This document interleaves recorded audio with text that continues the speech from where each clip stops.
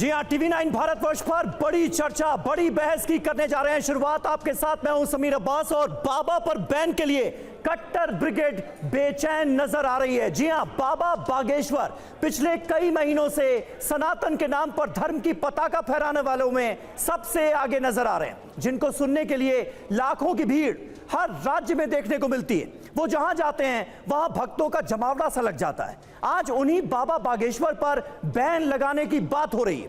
ये बात कई इस्लामिक धर्मगुरुओं की तरफ से कही जा रही है, जिनका तर्क ये है कि अगर इस्लामिक राष्ट्र की मांग पर PFI और सिमी जैसे संगठनों पर बैन जरूरी है, तो हिंदू धर्म के नाम पर हिंदू राष्ट्र का राग अलापने वाले बाबा बागेश्वर पर बैन क्यों नहीं। सवाल तो कई हैं और जवाब के लिए आज हमारे साथ हर धर्म के दिग्गज मौजूद हैं। उनसे होंगे सीधे सवाल, लेकिन हम इस चर्चा की शुरुआत करें अपने तमाम खास मेहमानों से आपका परिचय कराएं। उससे पहले एक खास रिपोर्ट ये रही आपके सामने। भारत हिंदू राष्ट्र था, है और फिर से घोषित होकर रहेगा। बागेश्वर सरकार धीरेन्द्र शास्त्री ने हिंदू राष्ट्र की आवाज बुलंद की तो कट्टर ब्रिगेड को मिर्ची लग गई। बाबा ने हिंदुत्व का झंडा बुलंद किया तो सनातन विरोधी लाल हो गए। हिंदू राष्ट्र की वकालत करने की वजह से एक बार फिर बाबा कट्टर पंथियों के निशाने पर हैं। चाहे वो मुसलमानों की जमात हो, चाहे वो हिंदुओं की जमात हो, जिसके अंदर नजरिए में फिरका परस्ती है, हम उसके मुखालिफ हैं। मुल्क के अंदर यह है कि नफरत की सियासत आज बिल्कुल आसमान के ऊपर चढ़ी हुई है। नजरियात को पेश किया जाता है ऐसे जिनसे मुसलमान और हिंदू के अंदर तफरीक पैदा हो जाए। गोया कि ये कहा जाता है कि हमें मुसलमान के वोट की जरूरत नहीं है। ये चीज खराब है। हिंदू राष्ट्र की मांग से बौखलाए मौलाना बाबा पर बैन लगाने के लिए अब उन इस्लामिक संगठनों का हवाला दे रहे हैं जो लंबे वक्त से देश विरोधी गतिविधियों में लगे थे। जब इस्लामिक स्टेट बनाने पर दो संगठनों को बिल्कुल बैन किया जा सकता है, तो हिंदू राष्ट्र बनाने पर धीरेन्द्र शास्त्री और उसके धाम को क्यों बैन नहीं किया जा सकता? अगर वो हिंदू स्टेट की बात कर रहे हैं और वो गद्दार नहीं है, मुसलमान अगर इस्लामी देश की बात करेगा वो गद्दार कैसे हो जाएगा? बागेश्वर सरकार पर बैन की मांग करने वाले ये भूल जाते हैं कि PFI सिमी जैसे कट्टरपंथी संगठन देश तोड़ने की बात कर रहे थे, मजहबी उन्माद फैला रहे थे, जबकि बाबा देश की सनातन परंपरा को बुलंदी पर ले जाने की बात कर रहे हैं। किसी मजहब के खिलाफ नहीं बोल रहे। हिंदू राष्ट्र एक इस देश का विशेषण है। भारत की सभ्यता और संस्कृति को हिंदू राष्ट्र के रूप में ही अभिव्यक्त किया जा सकता है। यह एक सांप्रदायिक अवधारणा नहीं है। लेकिन कट्टर ब्रिगेड का टारगेट सिर्फ एक, किसी भी तरह हिंदू राष्ट्र की अलख जगाने वाले बाबा बागेश्वर की आवाज पर ब्रेक लगे।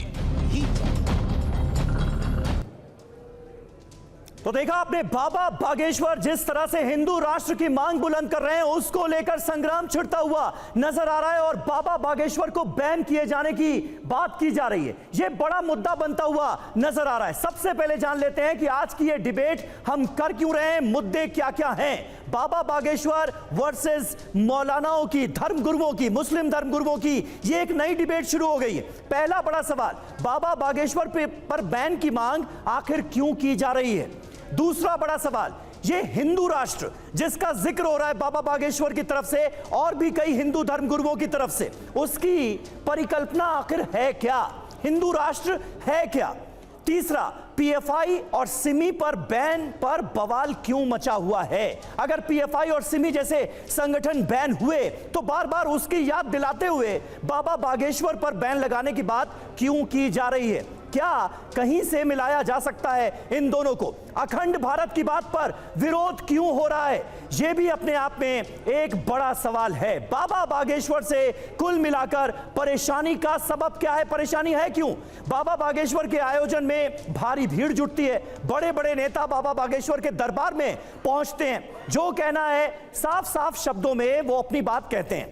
बड़े से बड़ा चैलेंज लेने में भी डरते नहीं, किसी की नहीं सुनते, अपनी धुन में रहते हैं। बाबा बागेश्वर की ये कैरेक्टरिस्टिक्स तो आप अब तक समझ ही गए होंगे। उनके तमाम प्रवचन लगातार हमने, आपने, सबने सुने हैं। हमारे साथ इस वक्त तमाम खास मेहमानों का एक बड़ा पैनल मौजूद है टीवी 9 भारतवर्ष के स्टूडियो में।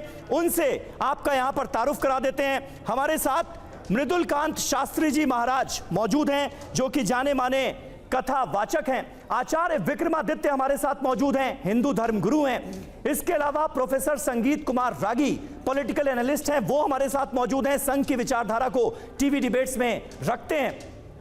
और दूसरी तरफ हाफिज गुलाम सरवर साहब हमारे साथ मौजूद हैं, इस्लामिक स्कॉलर हैं। प्रोफेसर जुनैद हैरिस साहब प्रोफेसर हैं जामिया मिलिया इस्लामिया यूनिवर्सिटी के, वो हमारे साथ मौजूद हैं। और विवेक श्रीवास्तव साहब भी हमारे साथ मौजूद हैं, नेता हैं सीपीआई के। सबसे पहले मौलाना हाफिज साहब, मैं आपसे शुरुआत करता हूं। अगर बाबा बागेश्वर हिंदू राष्ट्र की डिमांड करते हैं, अपने प्रवचनों में इसका जिक्र करते हैं, तो क्या उनकी तुलना पीएफआई से कर देनी चाहिए? क्या उनकी तुलना सिमी जैसे आतंकी संगठनों से की जा सकती है? और उन पर बैन की मांग को आप भी जायज ठहराते हैं क्या? देखिए, इतने बड़े प्लेटफॉर्म से पूरे भारत के लोग सुन रहे हैं, दर्शक भी आपने सामने बुला रखे हैं, सब पढ़े लिखे नौजवान हैं जी। आपने शो की शुरुआत की तो धीरेन्द्र शास्त्री जी का एक बयान सुनाया था। वो कह रहे थे कि हिंदू राष्ट्र था, हिंदू राष्ट्र है और हिंदू राष्ट्र फिर मैं बनाऊंगा। अगर मैं गलत कह रहा हूं तो एक बार फिर सुनवा दीजिएगा। योगी आदित्यनाथ जी ने भी अपने संबोधन में मंच से इन शब्दों का प्रयोग किया है कि हिंदू राष्ट्र था, हिंदू राष्ट्र है और हिंदू राष्ट्र रहेगा। तो मामला तो खत्म हो गया, मामला फिर बहस नहीं। इस बीच में एक बात और कही जाती है कि बस घोषणा बाकी है। एक मिनट हिंदू राष्ट्र था, है, घोषणा बाकी है।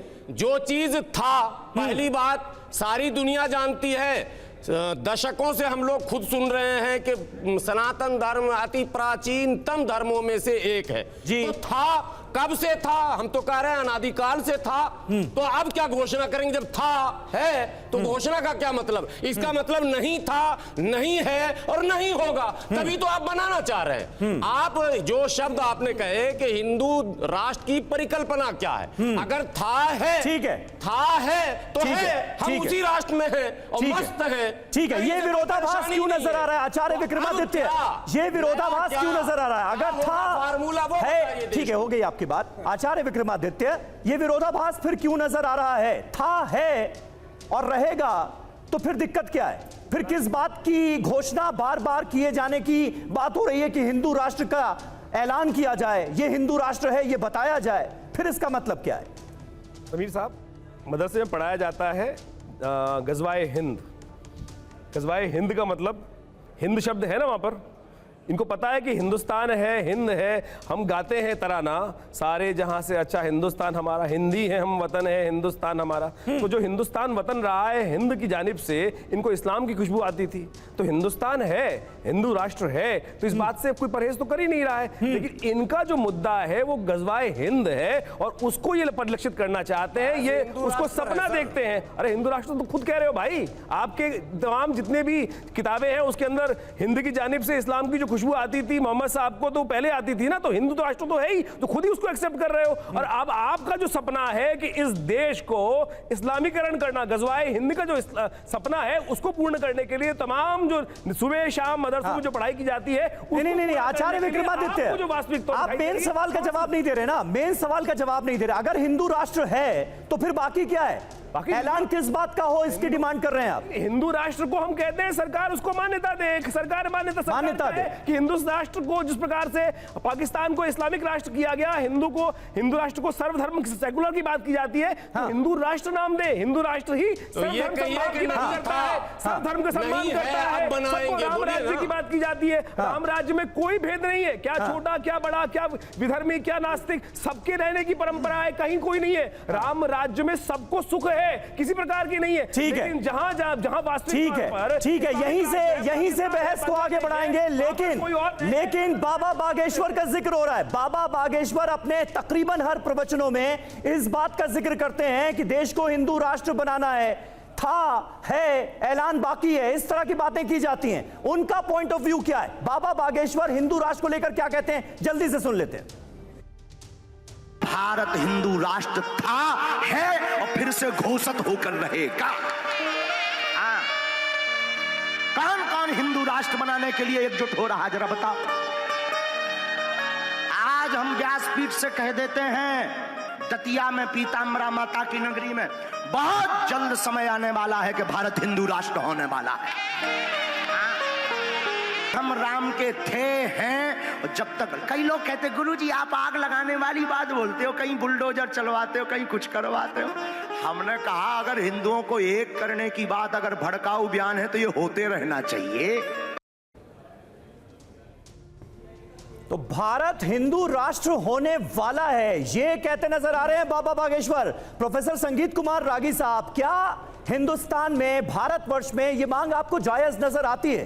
क्योंकि संविधान में सेकुलर स्टेट बताया गया है इस देश को, पंथ निरपेक्ष देश है ये, फिर हिंदू राष्ट्र की मांग क्यों?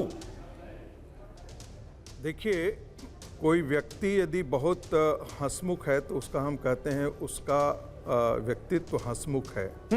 इसका मतलब ये नहीं है कि वो दुखी नहीं होता है। किसी का हम कहते हैं कि वो बड़ा दुखी आत्मा है, लेकिन ऐसा नहीं है कि वो हंसता नहीं है। तो जो प्रकृति आप में डोमिनेट करती है उसी के कारण आपका व्यक्तित्व होता है।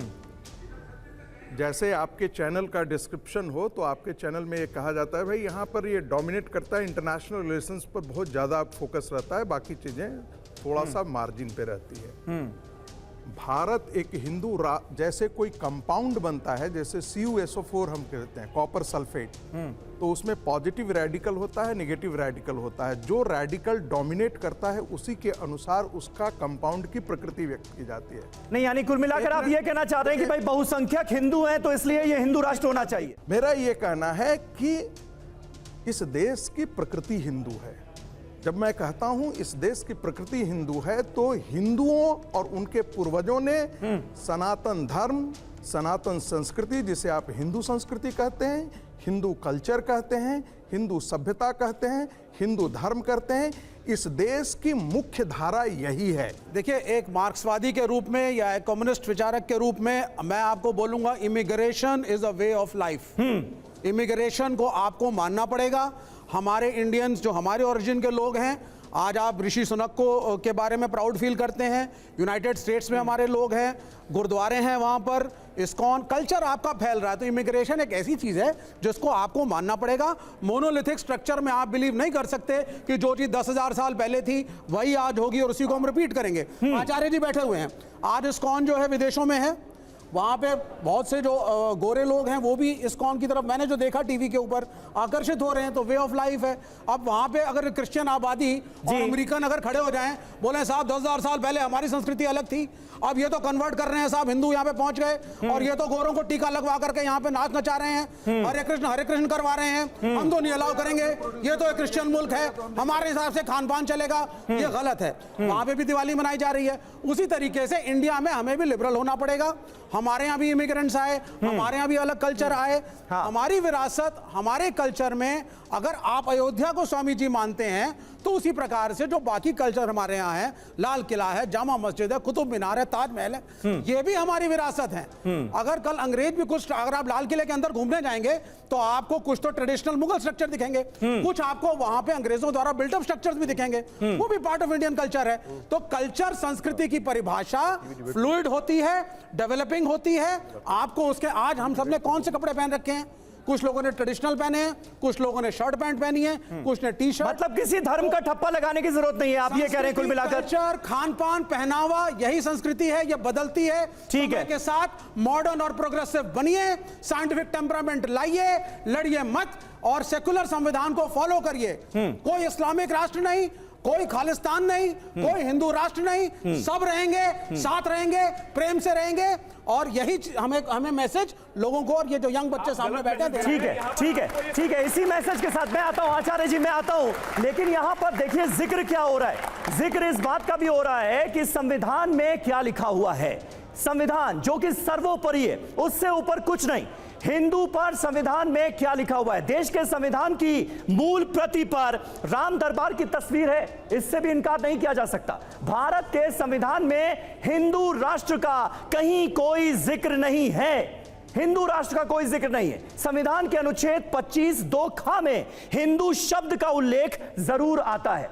1976 में हम सबको पता है संविधान में 42वां संशोधन किया गया। प्रस्तावना में पंथ निरपेक्ष शब्द जोड़ दिया गया, अंग्रेजी में कहें तो सेकुलर। इसका अर्थ संविधान किसी पंथ या धर्म के आधार पर नहीं चलेगा, यह होता है। लेकिन भारतीय जनता पार्टी के नेता क्या थ्योरी रखते हैं? आसाम के सीएम हैं हिमंता बिस्वा शर्मा, उनका कहना है कि हिंदुओं का उत्थान होगा, राष्ट्रवाद मजबूत होगा तो भारत को विश्वगुरु बनने से कोई रोक नहीं सकता। हिंदू राष्ट्र को लेकर एग्जैक्टली बीजेपी के नेताओं के विचार क्या हैं, सुन लेते हैं। जब तक देश में हिंदू रहेगा, देश सेकुलर रहेगा। आप कल्पना कर सकते हैं, आज सुप्रीम कोर्ट से लेकर पूरा लोग सेकुलर सेकुलर बोलता है, बोलना सही है, इसलिए हमारा भारत का संविधान का प्रिएम्बल में हमें सेकुलर लिखा। लेकिन वो संविधान सभा में अगर 90% मुस्लिम होता था, 10% हिंदू होता था, क्या आप वो सब लिख सकता था?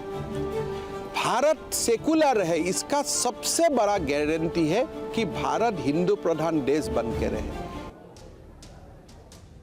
आचार्य मृदुल कांत शास्त्री जी, इससे पहले हमने केंद्रीय मंत्री हैं गिरिराज सिंह, उनका भी बयान सुना, हिमंता बिस्वा शर्मा का भी आपने बयान सुना। क्या भारत जैसे मुल्क में हिंदू राष्ट्र बनाने की इसे मांग जायज नजर आती है आपको? समीर जी, बहुत अच्छा प्रश्न आपने किया। हिमंता बिस्वा शर्मा का बयान अभी आपने सुनाया जी, और मेरा दावा और मेरा पक्ष और मजबूत हो गया, क्योंकि बहुत अच्छी बात की। इन्होंने गलत क्या कहा? अगर वो कहते हैं कि हिंदू जहां है, हिंदू बहुसंख्यक होगा, तो वहां सेक्युलरिज्म खतरे में नहीं आएगा। उदाहरण के लिए नेपाल को आप देख सकते हैं। नेपाल हिंदू राष्ट्र था, नेपाल में कहीं भी कभी भी किसी अल्पसंख्यक के साथ कोई भेदभाव किया गया? क्या मुस्लिमों की आबादी घटी या बढ़ी? क्रिश्चियंस की आबादी घटी या बढ़ी? भारत में जब पहली मस्जिद बनी तो राजा कौन था? हिंदू था। कैसे उसने अनुमति दी? लेकिन हम विपरीत रूप से देखें तो फारस में, जिसको पारस कहा गया, ईरान कहा गया, वहां मंदिर तोड़ दिए गए पारसियों के, वहां से उनको भागना पड़ा अपनी मातृभूमि छोड़कर। टर्की में हम जाएं तो उनको हिंदू तुर्की कहते हैं, लेकिन उसको टर्की में बड़े बड़े जो पुराने मंदिर थे, ये इतिहास कहता है, उनको तोड़ दिया गया। जहां हिंदू बहुसंख्यक है, जहां हिंदू संस्कृति है, वहां किसी अन्य धर्म के साथ कभी कोई भेदभाव नहीं हो सकता। ठीक है, ये बड़ी बात आप कह रहे हैं। जुनैद हारिस साहब, मुझे लगता है आपको इसका जवाब देना चाहिए, क्योंकि ये तर्क बार बार सामने आता है। बार बार ये कहा जाता है कि हाँ ठीक है, संविधान में सेकुलर स्टेट तो है, लेकिन ये देश तभी तक सेकुलर है जब तक हिंदू बहुसंख्यक है। अगर मुस्लिम बहुसंख्यक होते तो ये इस्लामिक राष्ट्र कब का बन चुका होता।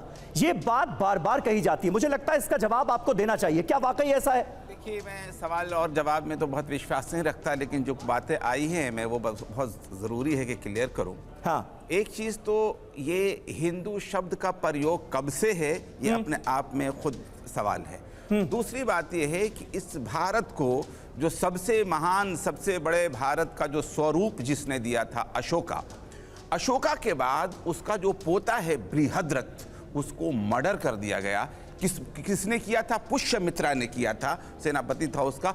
करने के बाद जो है, फिर उसके बाद हम ये देखते हैं कि भारत के अंदर जो अशोका, जिसने हीनयाना बुद्धिज्म को सिर्फ डेवलप नहीं किया था, बल्कि पूरे विश्व में उसके द्वारा फैला। संघमित्रा को भी जानते हैं आप, उसके बेटे। नहीं, जुनैद हारिस साहब, मेरा सवाल क्या था, आप जवाब क्या दे रहे हैं? फिर वही बात हो जाएगी ना। उसी पर आ रहा हूँ जी, मैं सिर्फ आ रहा हूँ उसी पर। सुन लें, हिस्ट्री को जो बनाने का प्रयास किया गया, मैक्स मूलर की जो फिलॉसफी है उसको रखा गया, जिसने उसको खुद डिस्कार्ड कर दिया, उसकी बातों को सामने आचार्य जी, जो मेरा सवाल था कि उसको परिवेश बदला जाए। आज जिस प्रकार से सो कॉल्ड कुछ हिस्टोरियंस ने इस बात को प्रेजेंट करने का प्रयास किया, देखिए मैं जुनैद हारिस साहब अपनी बात जल्दी से कंप्लीट करें, वरना बीच में ही रह जाएगा ना। मैं चाहूंगा एक बार फिर देखिए, जो मैंने संगीत जी से कहा था, मैं आपसे भी वही कह रहा हूं, जो मैंने सवाल पूछा है उसका जवाब दें। मैं उसी का जवाब दे रहा हूं। इन्होंने चूंकि कहा था कि मुसलमान जहां जहां गए वो हुआ, मैं कहता हूं इस मुल्क के अंदर जो बौद्धों का मुल्क था, बौद्ध कहां गायब हो गए? पूरी दुनिया में गए, लेकिन यहां से कहां गायब? मैं उसकी फिलॉसफी दे रहा हूं, सुनिए। है। आदि शंकराचार्य जी की महाराज की बात आप सुने नहीं, यहाँ इन्होंने बौद्धों की फिलॉसफी उठाई है कि भारत में जो संस्कार रहा है वो शास्त्रार्थ का संस्कार रहा है, और बौद्धों का जो समाप्तिकरण हुआ वो शास्त्रार्थ के तर्क पे हुआ। हाँ बिल्कुल नहीं, सुनिए सुन लीजिए, अरे सुनिए भाई, अरे सुन नहीं रहा आप, सुनिए पहले आप अपनी कॉमेंट्स बात ना थालिए, जल्दी से कंप्लीट करें आचार्य जी, क्योंकि आपने शास्त्रार्थ कर तमाम बौद्ध मठों में शास्त्रार्थ करके हटाया गया, और उन लोगों ने खुद सनातन को पुनः स्वीकार किया, और उसके बाद सनातन की पुनर्स्थापना की गई।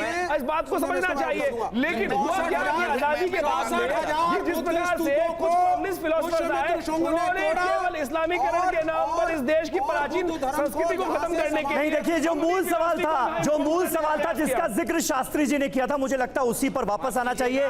जुनैद हैरी साहब इसका जवाब दीजिए। नहीं, ये बात बार बार कही जाती है कि ये देश तभी तक सेकुलर है जब तक हिंदू बहुसंख्यक है। इस बात को आप मानते नहीं? जुनैद हैरी साहब पहले जवाब। नहीं, ऐसे नहीं। जुनैद हैरी साहब जवाब दीजिए इसका जल्दी से। मैं आपको ये बताना जरूरी समझता हूं कि ये अप्रोच अपने आप में गलत है। और इसलिए गलत है कि जब हमारा मुल्क आज़ाद हुआ, अगर आप बीच में ना बोले तो बड़ी मेहरबानी, मैं बिल्कुल नहीं बोलता। जब ये मुल्क आज़ाद हुआ तो जो सबसे बड़े विद्वान थे इस्लाम के, जिन्हें हम मौलाना आज़ाद कहते हैं, उन्होंने कहा था कि अगर ये मुल्क हिंदू और मुसलमान को बांट करके अगर आज़ाद होगा तो हमें ऐसी आज़ादी भी नहीं चाहिए। पाकिस्तान को क्यों नहीं मिलवा दिया है? बदला ना उसके बाद भी पाकिस्तान को क्यों मिलवा दिया? पाकिस्तान को क्यों नहीं वापस मिलवाया भाई?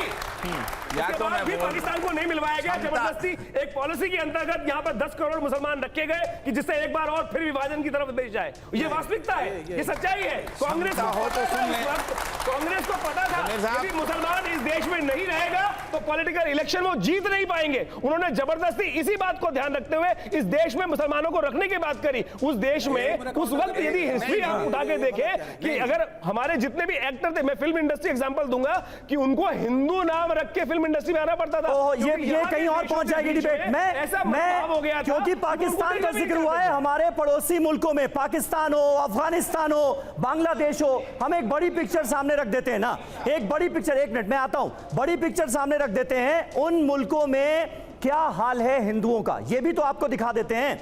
उसके बाद ये देखिए, हिंदू आबादी, पाकिस्तान हिंदू काउंसिल की तरफ से ये जो कहा गया है 1951 में 14.20% थी, 1971 में घटकर 3.44%, 1998 में 1.85% और 2023 में 4%।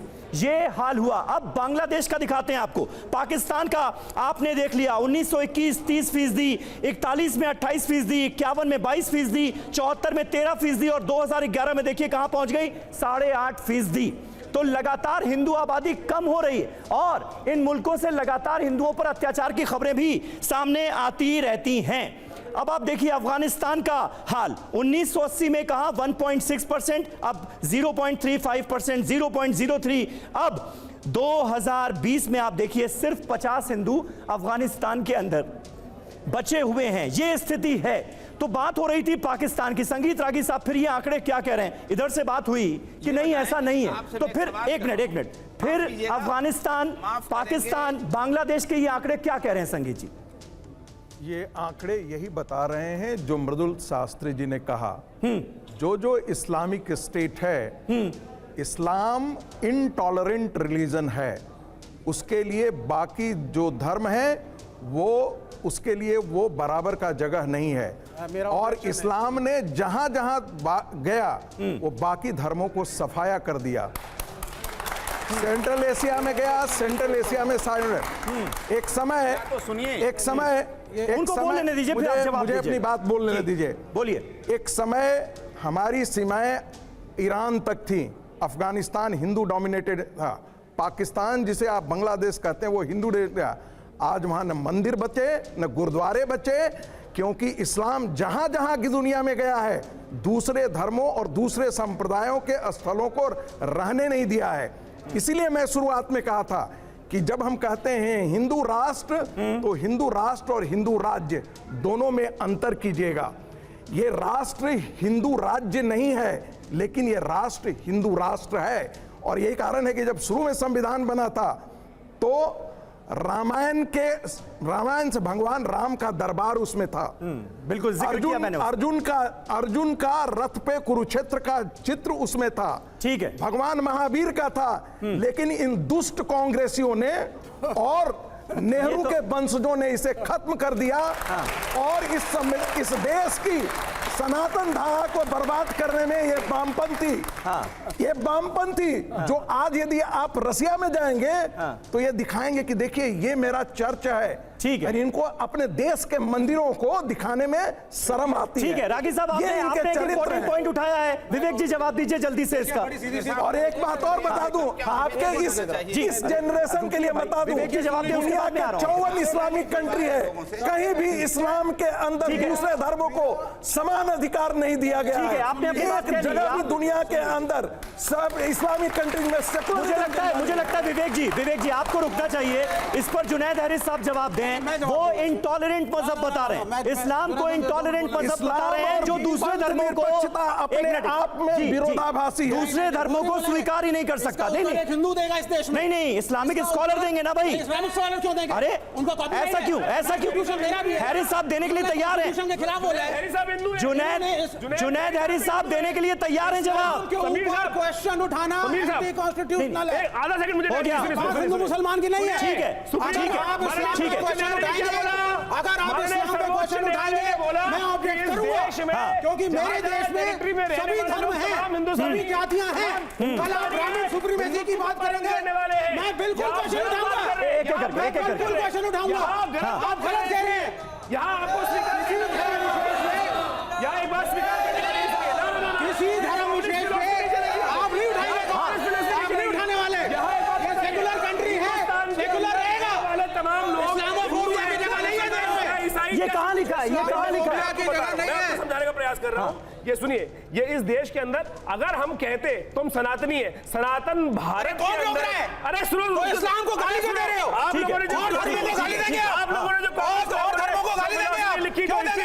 उसके अंदर देश सबका है, माननीय ये देश सबका है। तो ये भी मानते हैं आचार्य जी? मैं तो आप मानते हैं कि सबका है? मैं तो इस देश में रहने वाले सुप्रीम कोर्ट ने इस बात को कहा ना, आप यहाँ पे धर्म के आधार पे लड़ाइयाँ ना करवाइए। हिंदुस्तान में रहने वाले सेक्युलर कंट्री सबका है, तो फर्क ही नहीं है। हिंदुस्तानी अलग है और हिंदू अलग है। ब्राह्मणिकल सुप्रीमेसी, हम हिंदुस्तानी है लेकिन हिंदू नहीं है। देखिए, नहीं, सुने बिल्कुल नहीं। आप किसी धर्म विशेष पे टिप्पणी नहीं करेंगे। पंथ निरपेक्ष बात as a secular communist and an Indian citizen मैं ऑब्जेक्ट करूंगा।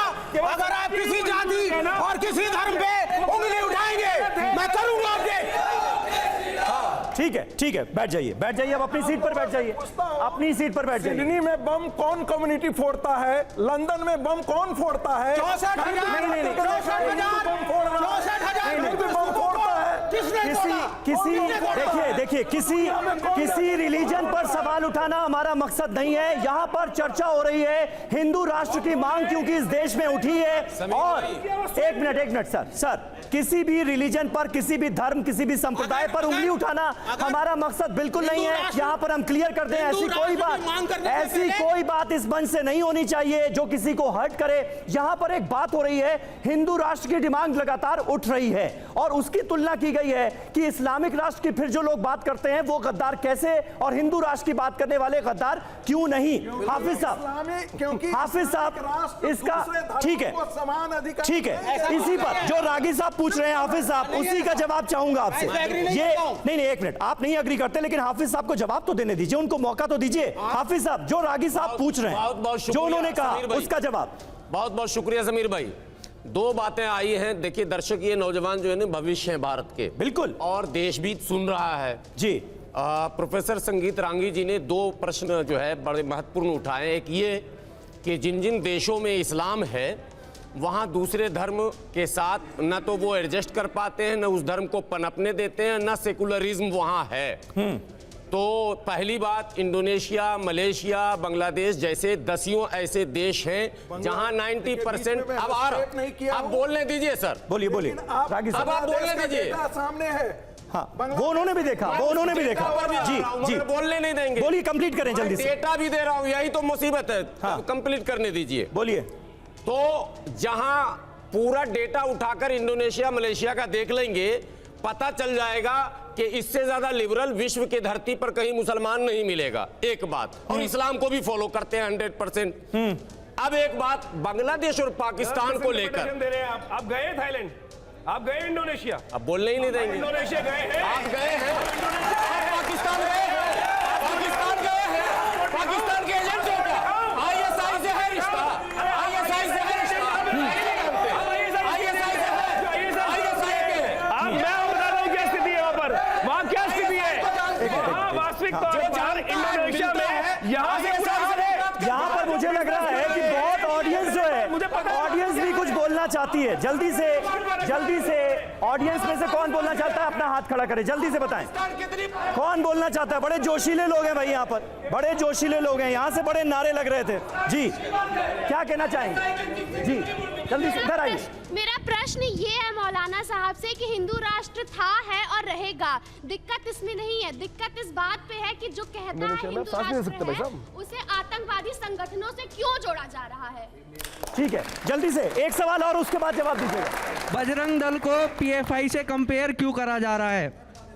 ठीक है, बजरंग दल और PFI से क्या कंपैरिजन है? दोनों का आपस में क्या मेल है? क्यों मिलाया जा रहा है? जल्दी से हैरिस साहब, जल्दी से जी। बजरंग दल और PFI का क्या मेल है? दोनों को मिलाया क्यों जा रहा है? देखिए, मैं आपको एक चीज़ बता दूं, हमारे मुल्क का जो कानून है, जो भी कानून को अपने हाथ में लेगा, जो भी आतंकवाद फैलाएगा किसी भी नाम पर, धर्म के नाम पर, गौ हत्या के नाम पर, किसी भी नाम पर, मैं खुद कहता हूं कि गाय को राष्ट्र पशु बना दिया जाए, लेकिन इसके बावजूद किसी को भी कानून को हाथ में लेकर अनुमति नहीं दी जा सकती कि डंडा लेकर के फिरे और सबसे ज्यादा गाय को कटवाए और बाहर मुल्कों में भेजे। ठीक है, जल्दी से मुझे ब्रेक पे जाना है, जल्दी से। हैरिस साहब आधा सेकंड के प्रश्न का जवाब दे दीजिए। क्या PFI आतंकवादी संगठन है कि नहीं है? हाँ, क्या PFI आतंकवादी संगठन है कि नहीं है? देखिए, इससे है कि नहीं, है कि नहीं? हाँ या ना बताइए ना। मेरे पास आपने राष्ट्र में बैन किया, गलत है कि नहीं है? PFI को बैन किया गया 5 साल के लिए, आतंकवादी गतिविधियों में वो शामिल रहा, ये जांच में बात सामने आई, फिर मानने में क्या दिक्कत है? अब जरा पीछे चलते हैं, क्योंकि थोड़ी देर पहले तस्करा हो रहा था कि किस तरह से हिंदुस्तान का जो संविधान है, जो आईन है, उसमें सेकुलर स्टेट की बात की गई है। तो थोड़ा भूतकाल में जाते हैं। पूर्व PM अटल बिहारी वाजपेयी ने हिंदुओं पर कम्युनिज्म को नेशनलिज्म में छिपाने के आरोपों पर क्या जवाब दिया था, ये आपको दिखाते हैं। जावेद अख्तर साहब के साथ ये अटल बिहारी वाजपेयी का इंटरव्यू बहुत वायरल हुआ था, ये बयान सुनिए। अटल जी, दुनिया के सब मुल्कों में होता है कि जो मेजॉरिटी कम्युनिटी का कम्युनलिज्म होता है वो नेशनलिज्म के अंदर छुप जाता है। वो कहते हैं कि ये कम्युनलिज्म नहीं है, नेशनलिज्म है। मेजॉरिटी कम्युनिटी का नेशनलिज्म जो कम्युनलिज्म है। अगर मेजॉरिटी कम्युनिटी का नेशनलिज्म की क्या डेफिनेशन है आपके पास? कम्युनलिज्म की क्या डेफिनेशन है कि ये है मेजॉरिटी का कम्युनलिज्म, वो क्या होता है? अगर हिंदू हिंदुस्तान में ये मांग करें कि चूंकि वो 82% हैं, इसलिए उनके कुछ विशेषाधिकार होना चाहिए और बाकी के तादाद में कम हैं और इसलिए उनके अधिकार कुछ कम होना चाहिए, तो मैं कहूंगा कि वो कम्युनलिज्म। संगीत रागी साहब, अटल बिहारी वाजपेयी को आपने सुना, ये बयान वैसे भी उनका बड़ा वायरल हो रहा है, इससे निष्कर्ष क्या निकालते हैं आप? सबसे पहले तो वो मुझे नहीं लगता है कि वो कम्युनिज्म वर्ड है, वो कम्युनलिज्म के वर्ड है, सांप्रदायिकता की बात है। देखिए, हिंदू कम्युनलिज्म के बारे में सबसे पहले नेहरू ने ये बात की थी कि हिंदू कम्युनलिज्म जो है वो मेजॉरिटी कम्युनलिज्म जो है माइनॉरिटी कम्युनलिज्म से ज़्यादा खतरनाक है। इसका जवाब सरदार पटेल ने कॉन्स्टिट्यूएंट असेंबली डिबेट्स में ही दे दिया था कि जो माइनॉरिटी इस देश पर विभाजन थोप सकता है उसे कमज़ोर मत कहिए। इसी माइनॉरिटी ने इस देश पर विभाजन थोपा था। 23% मुसलमानों के लिए 35% पाकिस्तान दी गई थी और उन 35% में से 14.6% वहाँ उसके हिस्से बने, 9.4% यहीं रह गए। वो 9.4% मुस्लिम आबादी आज 18% है। और जो मुस्लिम इलाके हैं इस देश में, संवेदनशील इलाके कौन हैं? मुस्लिम डोमिनेटेड इलाके हैं। दंगे अक्सर कहाँ होते हैं? जो मुस्लिम डोमिनेटेड इलाके हैं या वॉल्ड सिटी जिसे आप कहते हैं। जहां पर मुस्लिम डोमिनेटेड इलाके हैं वहां कहा जाता है, केरला के अंदर कहा गया ये मुस्लिम बहुल क्षेत्र हो गया है, यहां पर मंदिर की जगह नहीं होगी। जहां पर मुस्लिम डोमिनेटेड इलाका है, ये हमने देखा झारखंड के अंदर देखा, हमने बिहार के अंदर देखा। स्कूलों में यह कहा गया कि अब संडे को छुट्टी नहीं होगी, शुक्रवार के दिन छुट्टी की जाएगी।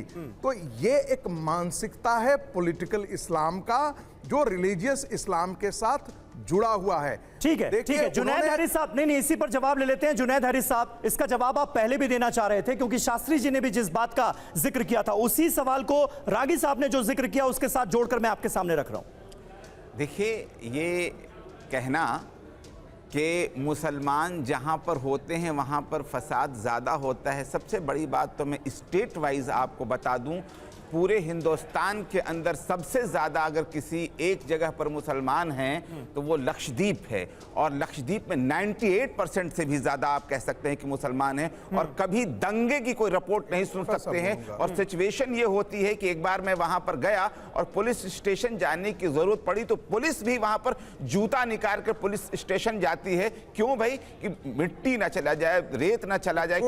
इसलिए अपवाद को नियम के तौर पर मत परोसिए, पूरी बात कंप्लीट और नियम को अपवाद के तौर पर मत वहां पर रखिए। एक बार भी वहां पर मर्डर का केस नहीं है। एक चीज तो ये, जो मुस्लिम इलाके दूसरी जगहों पर है, किशनगंज है, आप ये जो इलाके हैं आप वहां पर मुस्लिम, मैं जहां का रहने वाला हूं, मेरा गांव मुस्लिम डोमिनेटेड है, हमारी अपनी जमीनों के अंदर रामलीला हुआ करते, एक बार भी फसाद की कोई खबर नहीं कही जा सकती है। ठीक है, बात ये नहीं है। ठीक है। फिर अभी आचार्य विक्रमादित्य ने जो सबसे इंपॉर्टेंट बात है मैं वो जरूर कहना चाहूंगा, अभी हमारे पूर्व प्रधानमंत्री अटल बिहारी वाजपेयी जी की वो दिखाई गई, इसमें कोई शक नहीं कि संविधान का अप्रोच यही है कि जब मुल्क आजाद हुआ था तो अखंड भारत के लिए अगर कोई सबसे ज्यादा तरसता है तो हिंदुस्तान का मुसलमान तरसता है, इसलिए कि उसको विभाजित करके कई टुकड़ों में बांट दिया गया था। हम चाहते अखंड भारत हो, हम पाकिस्तान नहीं चाहते थे। पाकिस्तान को खत्म कर दिया जाए, इससे बड़ी हमारी कोई चाहत नहीं हो सकती है। उसके बदले में हम मिनी पाकिस्तान जब बोला जाता है कि आपकी फिलॉसफी यहाँ बोलने की कुछ और है और वहां करने की कुछ और है। वहां जो कहा जाता है कि जब भी मुस्लिम डोमिनेटिंग क्षेत्र को मिनी पाकिस्तान के रूप में जाना जाता है तो वो क्षेत्र वास्तविक तौर पे माने जाते हैं कि तमाम मुसलमान में खुश होता है, और वो हिंदुओं को वहां नहीं, यही तो कहा अभी रागी साहब ने, यही कहा, उसी का तो वो खंडन कर रहे हैं कि ऐसा नहीं है। करने से, कहने से नहीं चलेगा ना जी, वहां पे ठीक है, कहने से नहीं चलेगा, लेकिन देखिए डिबेट क्या हो रही है। बाबा बागेश्वर जो मांग उठा रहे हैं, और जिस तरह से मुस्लिम धर्मगुरुओं की तरफ से यह कहा जा रहा है कि जैसे पीएफआई और सिमी को बैन किया गया, वैसे बाबा बागेश्वर को क्यों नहीं बैन कर दिया जाए। ये देखिए, बाबा बागेश्वर बनाम बैंड संगठन। बाबा बागेश्वर क्या करते हैं? राम कथा करते हैं, हनुमंत कथा करते हैं, प्रवचन देते हैं। अब पीएफआई और सिमी से कैसे तुलना हो सकती है? क्योंकि ये देश विरोधी गतिविधियों में शामिल संगठन थे, और इस देश में, इस देश के कानून ने उनको बैन किया है। पीएफआई को बैन किया गया है 5 साल के लिए। गरीब लड़कियों की शादी कराने का काम बाबा बागेश्वर करते हैं, जबकि पीएफआई और सिमी देश की शांति में खलल डालने की कोशिश करते हैं। तो मिलाया कैसे जा सकता है? जरूरतमंदों की मदद का दावा करते हैं बाबा बागेश्वर। पीएफआई और सिमी तो हथियारों के साथ ट्रेनिंग देते हुए अपने लड़ाकों को नजर आते हैं, आतंकियों को नजर आते हैं। गरीबों के लिए अस्पताल बनवाने का यहां काम हो रहा है, वहां किसी धर्म के लोगों को टारगेट करने की मंशा के साथ काम किया जा रहा था। इसका खुलासा हुआ है जांच में। सामाजिक कामों में भागीदारी यहां पर नजर आती है, जबकि विदेशों से अवैध रूप से चंदा मिला पीएफआई और सिमी जैसे संगठनों को, आतंकी संगठनों को, उसके बाद उन्हें बैन किया गया।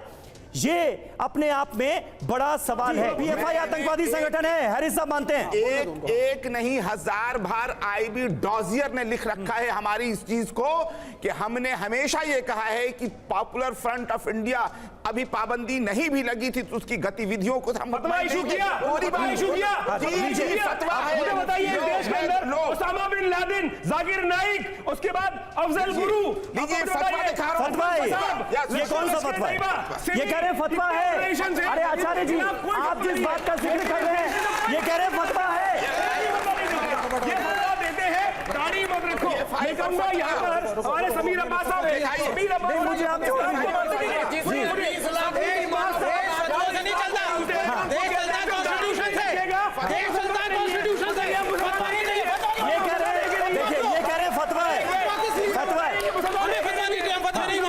हम फतवा नहीं मानते। ठीक है, नहीं उन्होंने कहा कि फतवा जारी किया क्या? क्यों फतवा देंगे? क्या बात कर रहे हैं? कानून का नहीं है क्या? आप लोगों ने देश चलेगा, देश चलेगा कोर्ट से, पुलिस से, किसी भी फतवा से क्यों चलेगा? कंट्री में किसी कोई मौलाना कोई फतवा क्यों देगा?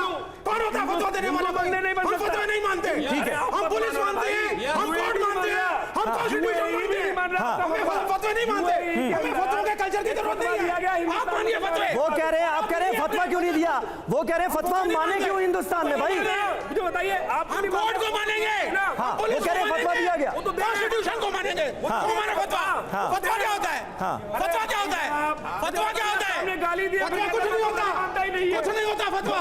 ये देश फतवा से नहीं चलेगा, कोई फतवा नहीं मानेंगे। समझाओ, हमको समझाओ। ठीक है, ठीक है, आइए आइए आइए, बैठिए बैठिए, अपनी जगह पर बैठिए, अपनी जगह पर बैठिए। जी जी, कोई दोहा सुनाइए फिर आप।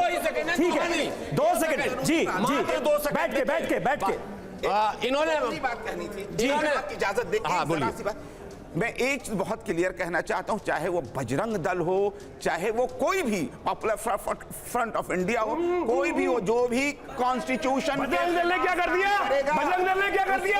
AK-47 के साथ एक भी बजरंग दल का कार्यकर्ता मिला? AK-47 के साथ एक भी बजरंग दल का कार्यकर्ता मिला? किसी की गर्दन काटता हुआ एक भी इस देश में आग लगाता हुआ बजरंग दल का कोई व्यक्ति मिला? मुझे बताइए, पटना के अंदर सिमी और PFI के लोग मिलते हैं, इस देश को तोड़ने की बात कर रहे हैं। आइए बैठिए बैठिए बैठिए बैठिए बैठिए, हैरिस साहब बैठिए बैठिए बैठिए। जो भी लेकिन ये लेकिन चाहिए। जी जी, हाफिज साहब, मैं आचार्य जी से यही कहूंगा, देखिए मैं हमेशा चाहता हूं कि सामने जो बच्चे हैं ना, इनके मन में भी बहुत सारे सवाल उठ रहे होंगे। दोहा आपको कौन सा याद आ रहा है? आपको दोहा कौन सा याद आ रहा है?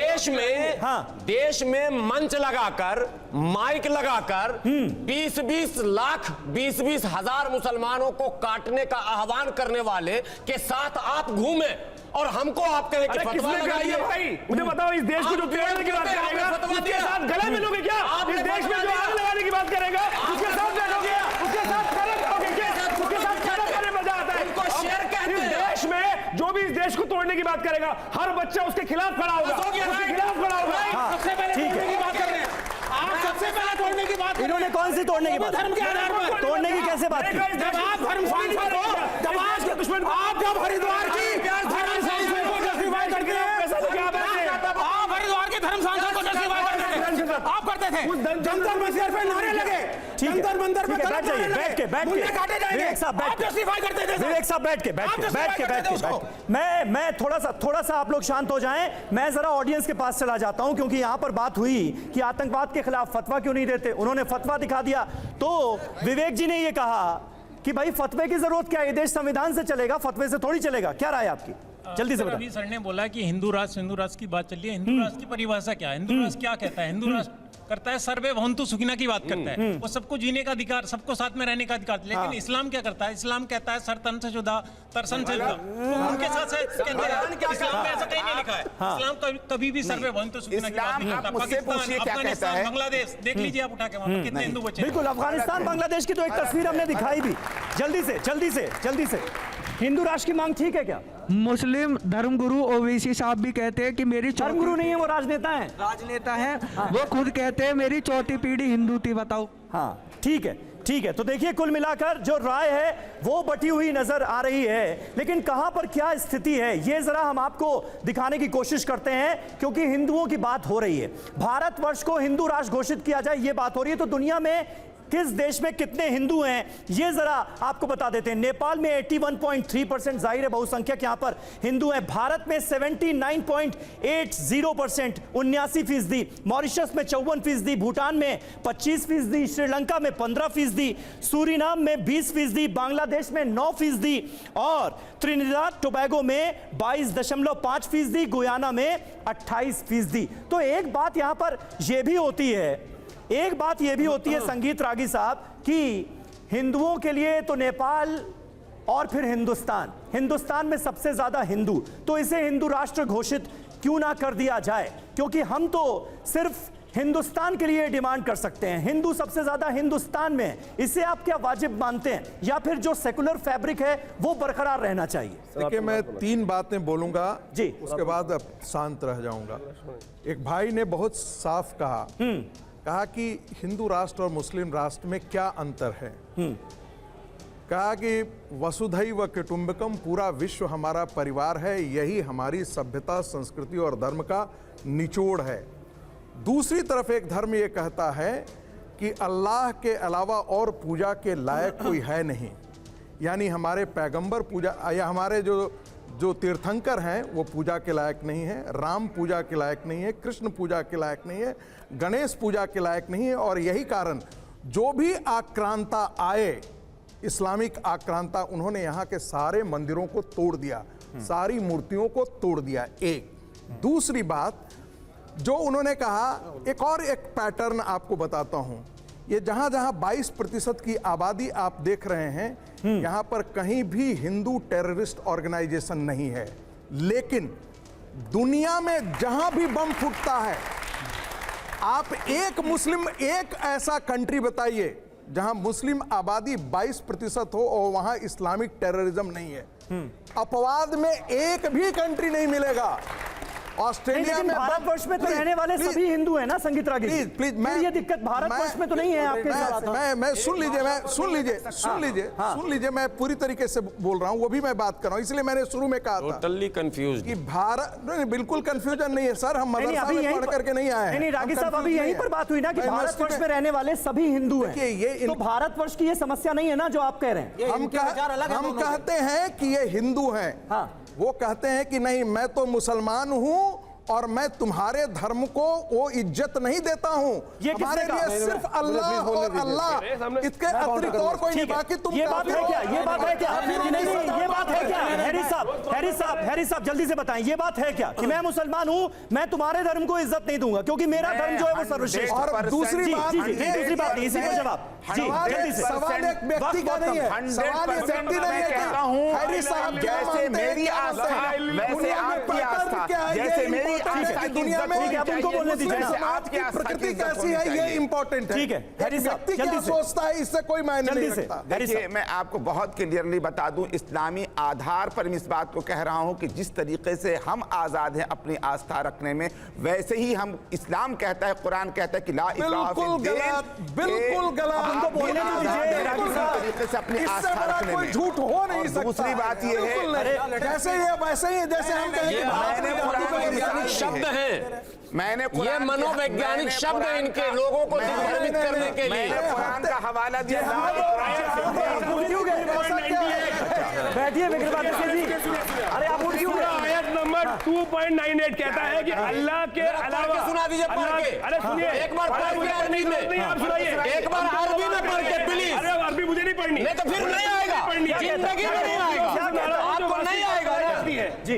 ये नंबर 385 कहते हैं अल्लाह के अलावा अरबी में पढ़ के सुना दीजिए, हिंदी में संस्कृत में सुनाने लगेंगे जा सकता। सूरह आयत नंबर 8-22 कहती है कि इस्लाम को इंकार करने वाले है, उनके मनो मस्तिष्क में अल्लाह का खौफ भर दो, उसके बाद उनकी गर्दन उड़ा दो, ये अंग अंग काट दो। ये बात है, ये कहाँ लिखा हुआ है? ये कहाँ लिखा हुआ है? ये कहाँ नहीं लिखा, ये इंटरप्रिटेशन अवेलेबल है, ये हवाई पढ़ते हैं, ये मनोवैज्ञानिक शब्द है इनके, आप ही लोग ये आप कहाँ से लेके आए? ये किसी हदीस में जिक्र है इसका? एक बड़ी बात कहता हूँ जी। अच्छा, जवाब करके लिखा गया है, वो इसी रूप में लिखा गया है, किसी भी पुस्तक में जाके आप पढ़ सकते हैं। ठीक है विक्रमादित्य जी, आपका जवाब दे रहे हैं। अपनी जगह पर ही बैठकर, जगह पे बैठ के, हाँ। और ये सबके लिए चिंता का विषय होना चाहिए। आचार्य जी, आप भी मुसलमान मौलवी कौन है? अच्छा, काफिर कौन है? जवाब कौन है? बताओ, सुनिएगा, आप बताइए दलित कौन है? मेरे हिसाब से दलित कौन ना माने, आप बताइए दलित कौन है? अल्लाह को नहीं माने। हम कहते हैं अल्लाह परमात्मा सब एक है, हम कहते हैं कि नहीं, एक मिनट, अरे भाई ये जवाब देने वाले थे, ये जवाब देने वाले थे। कौन नहीं आने देता भाई? अच्छा बैठिए, पहले हिंदुइज्म को देखो, मेरे साथ चलो ना। ये रिजर्वेशन देने की बात आई है, क्यों आई है? आपने, मैं कहता हूँ हिंदू धर्म में मैं पूजा ब्राह्मणों ने और अन्य जातियों ने दिखाएंगे आप, बिल्कुल नहीं गलत कह रहे हैं आप, डिस्क्रिमिनेशन किया है आपने। ठीक है, आइए। यहाँ पर आचार्य विक्रमादित्य ने एक बात उठाई, मुस्लिम स्कॉलर कह रहे हैं कि ये गलत इंटरप्रिटेशन है, ऐसा नहीं लिखा हुआ है। हाफिज साहब जल्दी से केवल 2 सेकंड जी। तमाम जगहों पर बड़े बड़े पंडाल लगते हैं, कथावाचक मौजूद है, लिखा जाता है श्रीमद् भागवत कथा, ठीक है, श्री राम कथा, लेकिन दुर्भाग्य से श्री राम कथा में इस्लाम कथा करते हैं लोग। अपना धर्म बताते, एक बच्चा बता दे, इस्लाम को एक बच्चा खड़े होके 15 मिनट गीता पढ़ के दिखा दो, 15 मिनट गीता पढ़वा दो, 15 मिनट गीता पढ़वा दो, और मैं मुसलमान लड़के को लाता हूं, 15 मिनट कुरान पढ़ देगा। हम प्रचार कर रहे हैं, आप दुष्प्रचार कर रहे हैं। अरे हमें कोई दिक्कत नहीं है, हम संस्कार दे रहे हैं, हम सब बना रहे हैं, संस्कारी बना रहे हैं, आप उसको आतंकवादी बनाते हैं, आप आतंकित करते हैं, आप लोगों को भड़काते हैं, इस्लाम खराब है, आप अपना धर्म क्यों नहीं बताते, आप अपना धर्म क्यों नहीं सिखाते? अच्छा मौलाना साहब, मौलाना साहब, हिंदू धर्म क्यों नहीं बताते? मौलाना साहब, अभी इस्लाम में क्या लिखा है ये आचार्य विक्रमादित्य बता रहे थे। आप भी कुछ दोहे सुना सकते हैं क्या? नहीं हाफिज साहब, आप भी क्या कुछ दोहे सुना सकते हैं क्या? वो तो आयतें सुना रहे थे अभी, आप कुछ दोहे सुना सकते हैं? मिनट तक पढ़ के दिखा दूंगा। सुनाइए जल्दी से। अभी पहले ही बता दे, जहां हमने किसी को कहा हो दिया एक चैलेंज आपको, जीने का अधिकार है, आपने इतने दिनों तक एक शिष्य तैयार किया, अधिकार है। हम कहते हैं ईश्वर की करो चाहे ना करो, लेकिन जीवन जीने का अधिकार सबको। अरे हाफिज साहब चौपाई, अरे वो राक्षस है। हाफिज साहब चौपाई सुनाने जा रहे हैं, हाफिज साहब चौपाई सुनाने जा रहे थे ना जी, ठीक है। आपने लिखा हाफिज साहब लिखे बताओ, ये बच्चों को संस्कार नहीं हाफिज साहब चौपाई सुना रहे भाई जी। हाफिज साहब, गीता में क्या है? हाफिज साहब थोड़ी ठंड रखिए, ठंड रखिए, ठंड रखिए, ठंड रखिए, ठंड रखिए। कुरान बताइएगा, हाफिज साहब प्रचार आप करिएगा। हाफिज साहब, हाफिज साहब का प्रचार कर रहे हैं, हाफिज साहब जो चौपाई सुना रहे थे वो सुनाइए। गीता रामायण सुनाई नहीं रहे। किसी भी एक धर्म ग्रंथ में, हिंदू धर्म ग्रंथ में दिखा दो कि लिखा हो कि मुसलमान को मारो। हमने दिखाएंगे, बताइए ना पहले, आपको गले लगाने को तैयार हूँ। क्या बात है, क्या बात है। देखिए यही मोहब्बत के इसी देश को हिंदुस्तान कहते हैं, मोहब्बत के इसी देश को हिंदुस्तान कहते हैं जी। अगर मैं बड़े खुले लफ्जों में, अरे चौपाई रह गई लेकिन मौलाना साहब एक बड़े खुले लफ्जों में बात कह रहा हूं कि आचार्य जी अगर थोड़ी बहुत भी अगर इनके अंदर संस्कार हो, मैं बहुत बड़ा लफ्ज का इस्तेमाल कर रहा हूं, तो बड़े आए और हम और कुरान पर हम लोग बात कर लेते हैं। अरे कुरान पे बात करें, मैं कह रहा हूं आप लोगों को सही पढ़ाने का प्रयास चाहिए। मैं कहता हूं कुरान जो लिखी गई बिल्कुल सही लिखी गई, जो मिस इंटरप्रिटेशन किया गया वो नीली छतरी वाला सबका है, मेरा भी आपका भी, लेकिन आपने जो हमें काफिर कह दिया, मैं कहता हूं वहां ये कहा गया होगा। वो कह रहे हैं गलतफहमी है, वो कह रहे हैं गलतफहमी है, यही तो बात हो रही है। विक्रमादित्य जी ठीक करो, ठीक है, ठीक है, आप ही की बात का जवाब, आप ही की बात का नहीं आप, मैं आपको अपना एग्जांपल देता हूं। ठीक है, वो कह रहे हैं गलतफहमी है तो उसको दूर क्यों नहीं किया जाता? जी मैं दिल्ली में रहता हूं, विवेकानंद योगाश्रम खुरेजी में, मेरा आश्रम के आसपास कम से कम 2 लाख से ऊपर मुसलमान है। मेरे अब बिजली लग रही थी, तमाम मुसलमान इकट्ठे हुए, मैंने FIR करी, बोले मुसलमानों की बिजली हिंदुओं को नहीं मिलेगी। पानी लग रहा था, बोले मुसलमानों का पानी हिंदू नहीं मिलेगा, हिंदुओं को नहीं दिया जाएगा। मैंने FIR की गई, दिल्ली में रहते हुए ये काम किया गया। उसके बाद पुलिस की प्रोटेक्शन से, अरे मैं आपको सब दिखा दूंगा, चिंता मत करो, पुलिस की प्रोटेक्शन। चलिए आइए, अच्छा विक्रमादित्य जी आइए, ठीक है, ठीक है, ठीक है। नौजवानों को भड़काने की बात कर रहे हो आप, जैसे लोग भड़का रहे हैं। कोई किसी को भड़काएगा नहीं, कोई किसी को भड़काएगा नहीं। आचार्य जी जो मुद्दों पर बात हो रही है, मुद्दों पर ही रहते हैं जी। आपके सामने कुरान की आयत पढ़ रहा हूं, असल्लाह अन यजअल बैनकुम व बैनल लदीना आदैतुम मिनहुम मवद्दा वल्लाहु कदीरुन वल्लाहु गफूरुर रहीम।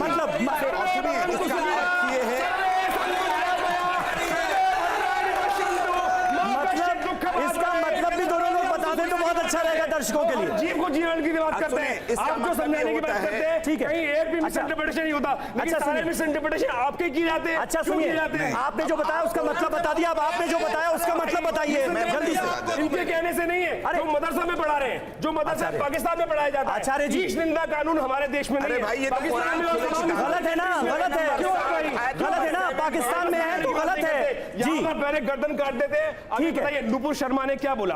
नुपुर शर्मा के बोलने पर किस प्रकार से सारे मुद्दे एक साथ बतलाइए। सारे मुद्दे हैं ना जी, जरूरी मुद्दे हैं, मुझे बताइए सबके सब जो जिस प्रकार से ब्रेन वॉश कर रखा है इन लोगों ने, ब्रेन वॉश कर रखा है। ठीक है, ठीक है, अच्छा अब आप मतलब जल्दी से बताइए। बता दे रहा हूं कि अल्लाह यजअल बैनकुम की जो तुम्हारे दुश्मन हैं अनकरीब तुम्हारे प्यारे से प्यारे दोस्त बन जाएंगे। और अल्लाह ताला तुमको ला यनहाकुमुल्लज़ीना लम युकातिलुकुम, उनसे तुम जो लोग कुफ्र करते हैं उनसे झगड़ा करने को नहीं करता है, सिर्फ उनसे। कौन सी बता रहे हैं भाई साहब जी, कौन सी बता रहे हैं, कौन वैसे बता रहे हैं, मैं बता रहा हूँ ना, ये जो मैंने बताया नंबर उसको बताओ। सूर्य जो नंबर मैंने नंबर सूर्य नंबर बताया अब उनकी सुन तो लीजिए ना आचार्य जी। अरे उनकी बात तो रही जा रही बीच जो पता बेसिकली की गई आयत नंबर, चलिए बैठिए बैठिए बैठिए बैठिए 298, आयत नंबर 385, आयत नंबर 812, बैठिए बैठिए। अच्छा बैठ तो जाइए, बैठ तो जाइए। 328 9 3 ऐसे आवाज नहीं जा रही, बैठिए बैठिए बैठिए। 39 22 आचार्य जी, 5 आचार्य जी, आचार्य जी बैठ जाइए, बैठ जाइए, बैठ जाइए, बैठिए बैठिए मौलाना साहब, बैठिए बैठिए बैठिए। देखिए देखिए, यहाँ पर हम अपने दर्शकों को बता दें कि ये डिबेट जो है किसी धर्म के खिलाफ नहीं है। हिंदुस्तान की सबसे बड़ी खासियत यही है कि यहाँ पर सारे धर्मों के लोग मिलजुल कर रहते हैं। यही हमारी सबसे बड़ी खासियत है, पूरी दुनिया में हम इसीलिए जाने जाते हैं। तो इसलिए कोई ऐसा माहौल ना बनाया जाए। शास्त्री जी आप अपनी बात रखिए, बहुत देर से आप हाफिज साहब की बात का जवाब देना चाह रहे हैं। सरवर जी ने मैं सर मैं एक मिनट बोलूंगा। सूर्य नंबर नहीं प्लीज, आयत नंबर 7 प्लीज प्लीज आप लोग अपने तौर पर जाके पढ़ गया, ठीक है। सूर्य नंबर 60 अली जी, आयत नंबर ऐसे पता नहीं चलेगा ना, ऐसे पता नहीं चलेगा आप कौन सी। ठीक है जी अली जी, आप मुझे ध्यान से सुनिएगा। डिबेट जहां से शुरू हुई थी, सरवर जी ने कहा था डिबेट जहां से शुरू हुई थी मैं वहीं लेकर आता हूं। ये बेकार की बहस नहीं, मैं चाहता हूं हिंदू राष्ट्र ये हो कि हम मोबाइल फोन पढ़कर, मोबाइल को देखकर, गूगल पर सर्च करके ना अपने धर्म के बारे में बात कहें ना दूसरे धर्म के बारे में बात कहें। हम ग्रंथों को पढ़ें और ग्रंथों को पढ़ने के बाद सब लोग संभाव से रहें। लेकिन मैं उसके आगे की बात कहता हूं। तो सरवर जी ने कहा था कि हिंदू राष्ट्र था, है और रहेगा, तो इसकी घोषणा, इसकी आवश्यकता क्या है? सुन लीजिए, इसकी आवश्यकता इस तरह, घबराइए मत, घबरा गए, आवश्यकता क्या है? इसकी आवश्यकता इस तरह है जैसे 1976 में 42वें संविधान संशोधन के माध्यम से कहा गया, ठीक है, कि भारत पंथ निरपेक्ष है, तो घोषणा क्यों नहीं हुई थी 50 में जब संविधान। चलिए ठीक है, इसी नोट के साथ यहाँ पर खत्म करना होगा इस डिबेट को, इस चर्चा को। आप सभी का बहुत बहुत शुक्रिया हमारे साथ इस डिबेट में जुड़ने के लिए।